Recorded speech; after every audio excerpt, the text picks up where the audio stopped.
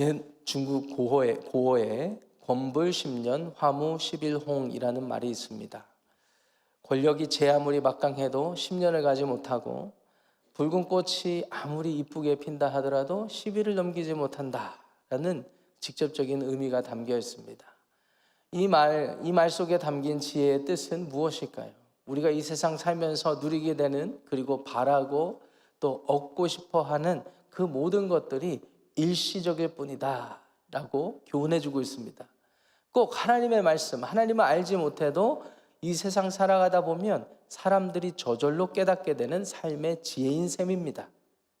그렇기 때문에 구약성경 안에서도 전도자가 그런 말을 하잖아요. 모든 것이 헛되고 헛되니 헛되고 헛되도다. 이 세상 살아가면서 우리가 욕망하는 모든 것들이 일시적이기 때문에 헛되고 헛되다 이렇게 말씀하고 있는 것입니다. 그런데 또 반면에 성경은 더 나아가서 이 세상에 헛되고 헛된 것들을 쫓아서 그것 위에 살지 말고 영원하신 하나님, 그 하나님으로부터 오는 생명을 구하며 살 때 우리가 영생을 누리게 된다라고 그렇게 우리에게 교훈하고 있습니다. 요한복음 4장에 가시면 사마리아 수가성에서 한 여인이 매 정오 때마다 사람들 눈치 보면서 그 물을 기르러 오잖아요. 그때 예수님을 만납니다. 그녀의 인생에서 최고의 사건이죠. 예수님께서 그녀에게 다가가셨습니다. 그리고 그녀는 힘들게 물을 길어 오르는데 예수님께서 굉장히 중요한 말씀하시잖아요. 그녀의 삶의 가장 중요한 말, 이 물을 계속 길러서 마셔도 영원히 목마르려거니와 내가 주는 물을 마시면 영원히 목마르지 않는다라는 말씀을 하시죠. 그렇습니다. 예수님께서 인간으로 오셔서 저와 여러분들을 위해서 십자가에 죽으시고 영원한 생명으로 인도하셨습니다. 그렇기 때문에 우리가 이 세상에 일시적으로 우리에게 즐거움을 주고 우리가 가졌으면 참 좋겠다라는 가치들, 일시적인 것들, 사라져버리는 것들, 지나가면 없어져 버리는 것들에 주목하고 집착하지 마시고 우리에게 영원한 생명을 주신 주 예수 그리스도, 예수님이 우리에게 주신 영생을 살고 누리는 저와 여러분들의 복된 하루 한 주가 되시기를 주님의 이름으로 축원합니다. 영생을 주신 주님, 그 영생을 우리에게 교훈하신 성경 말씀이 이것을 분명히 강조하고 계세요. 여러분, 우리가 계속해서 열왕기상을 묵상하고 읽고 내려가고 있는데 이 열왕기상하는요 분명한 관점으로 쓰여진 역사서입니다. 하나님께서 이 세상의 왕들이 제 아무리 날고 긴다 하여도, 권력이 아무리 막강하고 이 세상 사람들이 우러러보는 아름다움이나 부를 갖췄다 하더라도, 명예를 갖췄다 하더라도 하나님이 보시는 관점은 한 가지입니다. 이 권력을 가진 자가, 부를 가진 자가, 명예를 가진 자가 숨을 쉬며 살아가는 생명이 하나님을 하나님으로 인정하느냐 인정하지 않느냐, 이 여부에 따라서 일시적인 삶을 살거나 아니면 영생을 살거나 하는 관점을 우리에게 소개하고 있습니다. 오늘 본문이 해당하는 그 역사의 내용을 보면 통일 이스라엘 왕국이 분열돼서 북이스라엘과 남유다 왕국으로 쪼개지게 되죠. 그 중에 북이스라엘 왕국의 이야기가 소개되어 있어요. 기원전 722년에 아시리아라는 강대국에 의해서 멸망할 때까지, 솔로몬이 죽고 여로보암이 다스린 때부터 멸망할 때까지 대략 한 200여 년을 그 나라가 존속하게 되는데, 여러분 놀라지 마세요. 왕만 18명입니다. 그리고 왕조가 9개 왕조를 이루어서 살았습니다. 한 왕조당 적으면 2명의 왕, 그러니까 아버지 아들 정도, 또 길어봤자 4명에서 5명. 그래도 그 왕위를 다스리는 왕 중에 여로보암 2세 같이 38년을 다스린 장수하는 왕도 있었지만 1년, 2년, 오늘 본문에 등장하는 시므리와 같이 일주일짜리 왕도 있습니다. 왕이 되는 것이 뭐라고, 권력을 갖는 것이 뭐라고, 이 권불 10년이라는 지혜가 정말 진리라는 확인시켜주는 그런 군상들을 우리에게 보여주고 있습니다. 여로보암이 죽고 여로보암의 아들 나답이 왕위를 이어받은 지 얼마 안 됐을 때 이 시므리라는 신하가, 바사라는 신하가 그 욕심을 내어서 반란을 일으켜서 왕이 되죠. 근데 이 바하사도 얼마 가지 못하고 이 시므리라는 신하에 의해서 다시 그것이 전복되게 됩니다. 이 시므리가 왕이 되었습니다. 이제 나도 여느 나라의 왕들처럼 이제 떵떵거리면서 내 부를 자랑하고 내 명예를 추구하고 내 권력을 위해서 살아야겠다. 권력을 누리면서 살아야겠다. 이런 마음을 가졌을 무렵에 이 북이스라엘의 군대 장관이었던 오므리라는 군대 장관이 지금 저기 오늘 본문 말씀 보시면은요, 기브돈이라고 하는 블레셋 지역과 맞닿아 있는 지역으로 가서 전투를 준비하고 벌이고 있는데 15절 하반절에 나와 있습니다. 이 소식을 들은 거예요. 그래서 17절 말씀 보니까 이 오므리라는 군대 장관이 이스라엘의 무리를 거느리고 기브돈에서부터 올라와서 이때 당시의 수도가 디르사였는데 디르사를 에워쌌습니다. 아무래도 이 오므리라는 이 군대 장관이 장수로서의 역할을 톡톡히 했던 것 같아요. 그러다 보니까 인기가 좋았던 것 같고 16절에 보니까 시므리가 반란을 일으켰다는 소식을 듣자마자 이스라엘의 무리가 전투 중인 군대 지휘관 오므리를 이스라엘의 왕으로 삼았다. 이렇게 되어 있습니다. 어찌되었든 오므리가 군대를 거느리고 와서 디르사를 에워쌌어요. 시므리가 이렇게 판세를 보니까 자기가 이기지 못할 것 같다라는 생각을 했던 것 같아요. 그래서 18절 말씀 보세요. 시므리가 성읍이 함락됨을 보고 왕궁 요새에 들어가서 왕궁에 불을 지르고 그 가운데서 죽었다. 이렇게 되어 있습니다. 왕궁에 불을 왜 질렀을까? 우리가 묵상해 볼 만한 포인트입니다. 여러 가지 생각을 해볼 수가 있습니다. 자기는 여기서 끝나는구나 하고 자기 스스로 명을 달리했을 수도 있고, 또는 자기가 누렸던 것을 다른 누군가가 누리는 것을 바라지 않아서, 심보가 고약하죠. 만약 그랬다면 다 태워버리고 자기도 없어진 거예요. 참으로 허망하고 허무한 인생이라고 평가할 수밖에 없습니다. 자, 19절에 하나님께서 왜 그가 그런 운명의 그런 결과를 맞이하게 됐는지 평가해 주고 계시죠. 우리 19절 말씀 중요하니까 한 목소리로 읽겠습니다. 시작. 이는 그가 여호와 보시기에 악을 행하여 범죄하였기 때문이니라. 그가 여로보암의 길로 행하며 그가 이스라엘에게 죄를 범하게 한 그 죄 중에 행하였더라. 분명히 성경 우리에게 교훈하시기를 시므리가 그냥 인간 세상의 원리를 따라 이렇게 하니까 죽고 저렇게 하니까 성공하는 정도의 교훈을 해주는 것이 아닙니다. 성경은 우리에게 분명히 말씀합니다. 하나님 여호와 하나님 앞에서 악을 행하고 죄를 범하였기 때문에 멸망하게 된다라고 말씀을 하는 거예요. 오늘 이 아침에 이 19절 말씀이 우리의 가슴속 깊이 새겨졌으면 좋겠습니다. 내 인생이 하나님을 떠나서 하나님을 대적하고 하나님을 내 삶의 왕, 주인으로 여기지 않고 살아가게 되다 보면 결국은 망하게 되는구나. 이 사실을 기억하시고 믿음으로 오늘 하루를 승리하시기를 축원합니다. 자, 시므리는 그렇게 해서 망했는데 이제 오므리가 왕이 됐잖아요. 근데 또 재밌는 일이 일어납니다. 21절 말씀 보시면은요, 오므리가 인기가 좋았던 것 같은데, 그래서 군대 안에서 일종의 쿠데타라고 할 수도 있을 것 같아요. 군대 안에서 이 왕으로 세웠는데 이 오므리를 따르는 백성들이 절반, 그리고 21절 상반절에 나오는데 기낫의 아들 디브니를 따라 그를 왕으로 세우려는 사람들이 절반이 되었다. 이렇게 되어 있습니다. 사실 이 기낫의 아들 디브니가 누구인지는 성경에 자세히 기록되어 있지 않고 성경 외적인 그런 증거가 충분치 않기 때문에 우리가 자세히 알 수는 없습니다. 그리고 자세히 알 만한 정보가 있다 하더라도 그렇게 중요한 사람은 아닌 것 같아요.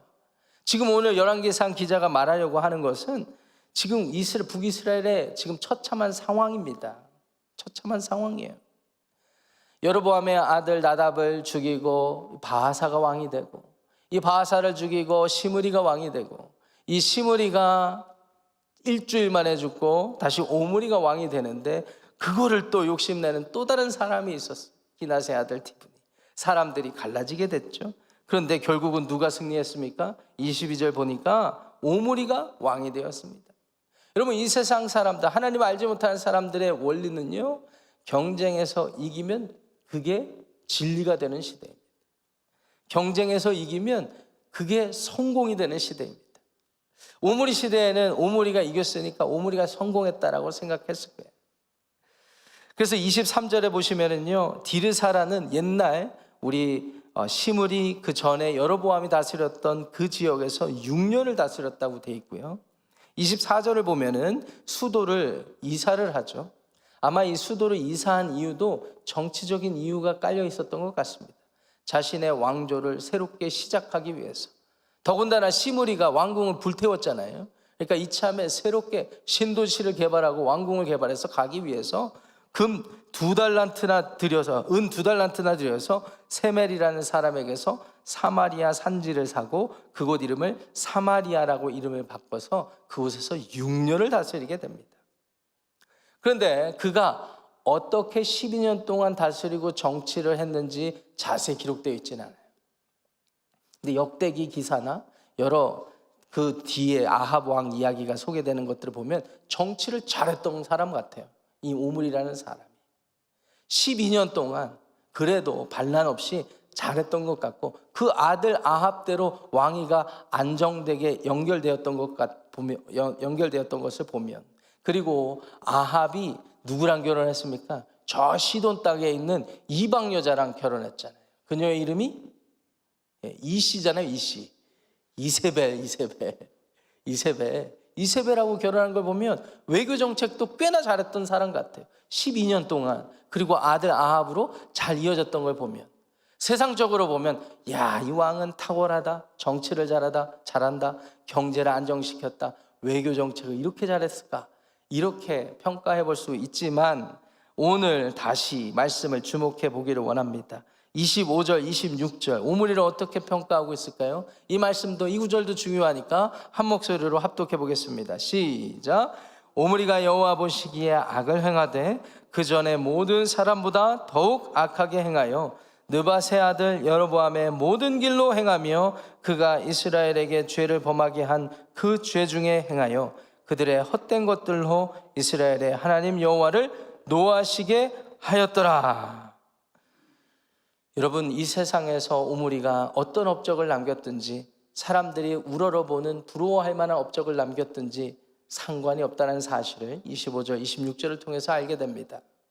19절에 시므리에 대한 평가와 같이 오므리 역시 하나님을 떠났을 때, 하나님을 대적했을 때, 그리고 하나님께서 맡겨주신 사명을 감당하지 않고 백성들로 하여금 계속해서 죄를 짓게 했을 때 결국은 하나님의 진노를 사고 그 진노 끝에 죽음의 길로, 영원한 죽음의 길로 간다라는 사실을 오늘 본문을 통해 저와 여러분들이 확인하게 되는 오늘 이 아침입니다. 사랑하는 지구촌교회 성도 여러분, 우리가 성경을 묵상하고 읽으면 읽을수록 하나님께서 우리에게 주시는 은혜가 있어요. 그 은혜는 무엇일까요? 아, 내가 오늘 그래도 성경 몇 구절 읽었다, 오늘도 해냈다, 저 김집사님보다는 내가 성경 몇 구절 더 읽었다, 내 남편보다는 몇 장 더 읽었다, 뭐 이런 은혜입니까? 아니요. 우리가 성경을 읽어 내려가고 성경의 이야기를 접할수록 하나님이 우리에게 주시는 은혜는 너의 삶의 현주소가 이와 같다, 저와 여러분들의 삶이 이와 다를 바가 없다, 이 사실을 하나님께서 우리에게 깨우쳐 주시는 거예요. 나아가서 하나님께서 우리에게 교훈하시는 바는, 그렇기 때문에 저와 여러분들의 삶에 구원이 필요하다, 하나님의 은혜가 절실하다, 이 사실을 오늘 이 아침 앞으로 우리가 열왕기상을 계속 묵상해 내려가면서 얻게 되는 교훈이라는 사실을 믿으시기 바랍니다. 여러분, 다윗 왕이 왜 이스라엘에서 위대한 왕이 되었고 그리고 하나님께 인정받았던 왕이 되었는지 아십니까? 겉으로 보면 권력의 자리에 있었습니다. 왕의 위치에 있었습니다. 그리고 겉으로 보면 영토를 확장하고 용맹했으며 그리고 경제를 안정시키고 백성들로부터 존경을 받았던 왕이었어요. 세상 사람들 입장에서 보더라도 야, 왕이면 저 정도는 되면 좋겠다, 이상형으로 삼을 만한 왕이었습니다. 겉으로 볼 때는 세상 나라 왕과 다를 바가 없어 보였는데 궁극적으로 중요한 차이가 있었어요. 그것이 무엇일까요? 다윗은요, 권력을 추구하기 위해서, 욕망을 추구하기 위해서, 자기의 욕심을 이루기 위해서 왕이 되었던 사람이 아닙니다. 여러분 잘 아시잖아요. 다윗의 아버지 이름이 뭐예요? 그분도 이시네요.